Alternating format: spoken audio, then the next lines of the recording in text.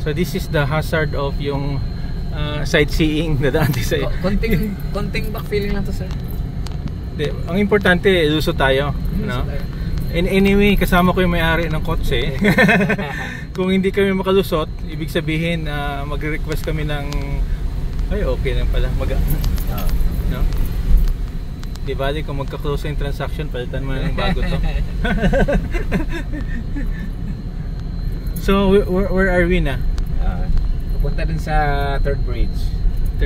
Via access road din. So konting ko na lang background, the target property is yung Hino, no? Diyan yung access road. Probably we'll be getting 40 to 50 meters na frontage na area. Tapos ito kadadaan na namin sa ilalim ng bridge. We're going where? Yeah, to the third bridge. To the second regional road tayo. May site dito dyan sa second. Okay. Labas sa second regional road. So on our right side is the Iloilo Floodway Control Project. No, I don't think na corrupted ba to? Baka kasama rin. May konti, no? Panipis-nipis. Hindi maiwasan. Kasi hindi halata eh. But kanina, in fairness, makita natin solid naman. Siguro, pinadisplay na nila solid, no?